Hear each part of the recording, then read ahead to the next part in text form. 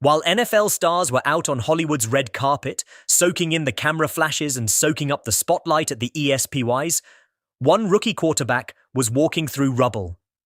Not metaphorical rubble, real ash, real pain, real devastation. Shadore Sanders wasn't in LA under the lights. He wasn't dressed in tailored designer threads or surrounded by an entourage. No glitz, no cameras, no applause. Instead, he was thousands of miles away, deep in a burned-out neighborhood in Cleveland, Ohio. Why? Because while the sports world was chasing clout and camera time, Shadore Sanders was chasing something far more rare: purpose. Weeks earlier, tragedy struck the Rainbow Terrace apartments in Cleveland's Garden Valley. A massive explosion, flames ripping through families' lives, more than 100 residents displaced, 42 families suddenly homeless. A father burned over 90% of his body, clinging to life in a coma, his 2 children barely holding on, lives shattered, futures erased in seconds. And yet, while the tragedy made a brief flicker on local news, the national media moved on. The NFL stayed silent. No official response, no league tribute, no statement, not a whisper. But Shadore Sanders saw the smoke, and he didn't just scroll past, he showed up. He walked straight into the heart of Cleveland's pain, while the rest of the sports world was popping champagne at award shows. He didn't ask for permission, he didn't bring a press team, he didn't even alert ESPN, he just pulled up. Because leaders don't need a spotlight, they need courage, and Shadore had plenty. But you already know how this story goes in America. The backlash came fast, the criticism was loud. Why wasn't he at the ESPYs? He's doing this for clout. A 5th-round rookie? Who does he think he is? Funny how when a young black quarterback chooses empathy over ego, the world accuses him of grandstanding. When he shows up for grieving families instead of photo ops, they question his priorities. But Shadore wasn't moved by the noise. He was moved by something deeper. God told me to come out here, he said. So I'm never going to question his word. That wasn't some PR line. That was faith. That was conviction. That was a 22-year-old rookie quarterback acting not out of obligation, but obedience. This wasn't a team-scheduled community outreach event. This wasn't a quick handshake and a ride out. This was Shadore Sanders putting his own name, his own time, and his own heart on the line. And he did it in one of the most overlooked, underserved, and unfairly judged neighborhoods in Cleveland, Garden Valley. The kind of place people warn you not to visit, especially if you're famous, especially if you're new in town. It's not safe. Let someone else handle it. You don't belong there. But Shadore didn't listen to fear. He listened to his spirit. He showed up when no one asked him to and did what no one expected him to. He promoted the event himself. No league marketing push, no press tour. Just a message on social media. I'm pulling up, be there. And then he was there. All of him, not just his image, not just his name. He brought footballs, food, games, joy, and stayed for hours. This wasn't some surface-level drive-by charity stunt. This was restoration in action. This was healing disguised as a block party. This was something he called the Garden Valley Funfest, but don't let the name fool you. This was a lifeline for families who'd lost everything, a reminder that hope hadn't been buried under the ashes, that joy could still be found between the cracks, that a future could still be dreamed up. Almost 1,000 residents showed up. The vibe, pure, raw, real. No podiums, no speeches, no photographers being ushered around by PR people. Just Shadore, a football, and a city he was learning to love. He threw passes to 7-year-olds with eyes like galaxies. He blew bubbles with toddlers who barely understood what they'd lost. He danced with grandmothers and raced kids across blacktops still hot from the fire. He laughed, sweated, hugged, listened. And for just a moment, he wasn't a rookie quarterback. He wasn't Deion Sanders' son. He wasn't a 5th-round pick. He was just Shadore from the block, another neighbor trying to make the day a little brighter. And maybe that's why the moment mattered so much. Because it wasn't just a gesture, it was a refusal. A refusal to let a devastated neighborhood become a forgotten one. A refusal to wait for ESPN, the NFL, or a league executive to show up. A refusal to believe that football was more important than people. Cleveland Browns teammate Mike Carl Jr. joined him. But even he knew the star wasn't wearing a jersey.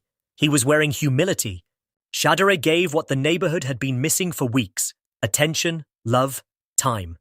But even as the music played and the kids laughed, the murmurs started again. Why wasn't this on TV? But the story doesn't end with one afternoon of joy. Because what Shadore Sanders is building in Cleveland isn't just goodwill, it's a movement. And the people trying to twist the narrative can't stop it. Some called it performative, others mocked his draft spot. 5th round? They scoffed. He should be grinding, not grandstanding. But the critics missed the point. This wasn't a distraction. It was a declaration. That purpose matters more than perception. That leadership isn't about camera time, it's about presence. When asked about the criticism, Shedeur didn't snap back. He didn't defend himself. He just stood tall in truth. I just wanted a day for everybody to get out here and have some type of enjoyment, excitement, he told reporters. Bring the family atmosphere back. That's not PR spin. That's clarity. And then he said something that shook the room. Sending money is easy, but you have to actually go out there and be in the flesh. That's not just a statement. That's a challenge. To every millionaire athlete who posts a donation link but never shows up. To every league that uses tragedy as a PR talking point but never sets foot in the places it happens. That one sentence cuts through it all. Be in the flesh. Show up. Stand with people. Feel their pain. Share their space. You can't fake that. You can't buy that. You have to be that. And Shadore is, while the headlines move on, he's still in the neighborhood, still building trust, still leading. Quietly. Consistently. Authentically.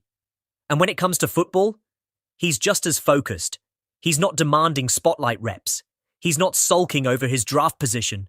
He's locked in, studying the playbook, asking questions, learning, listening, soaking up wisdom from veterans like Joe Flacco, building chemistry, not forcing anything, just preparing for the moment.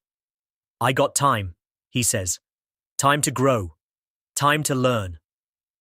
That kind of patience, it's rare, especially in rookies, especially ones with famous fathers, especially ones in cities starved for hope. But that's what separates Shadore from most young quarterbacks. He's not chasing a viral clip. He's chasing something deeper, something generational. His heart, his soul, his substance. That's what's turning heads in Cleveland. Not just the spiral, not just the accuracy, but the authenticity, the consistency, the quiet leadership. The stuff that doesn't show up on a highlight reel, but changes locker rooms, changes cities, changes lives. Training camp won't be easy. The NFL never is. He'll face veterans with more experience, faster reads, and deeper resumes. But he's not intimidated, because he knows what he's made of. He's already shown up in the fire, and he's still standing. In a league built on flash, Shadore is betting on something radical, being real. And that bet? It's paying off. Fans in Cleveland aren't just watching for touchdowns. They're watching for heart, for humility, for hope. And they're seeing all of that in number 5. Since arriving in the city, Shadore's made community his signature. Before his jersey even hit the shelves, he was in classrooms. Before he took a snap, he was shaking hands with grieving mothers. His first stop? John Marshall High School. Not for show, not for promo, but to speak truth, to speak life, to tell kids, many black, many poor, many doubted just like him, that he believed in them, that he wasn't just here to play football. He was here to make history. I plan to bring a Super Bowl to Cleveland, he said. Not cocky, confident. That's leadership. That's vision. That's the same mindset that led him to Rainbow Terrace when the city was reeling. He didn't just show up, he stood up. And now, a neighborhood that felt forgotten is starting to believe again. Believe in themselves. Believe in the city. Believe in number 5. This isn't a PR rollout. This isn't a campaign. This is the blueprint of a young man who understands something deeper. That greatness isn't measured in rings, it's measured in reach.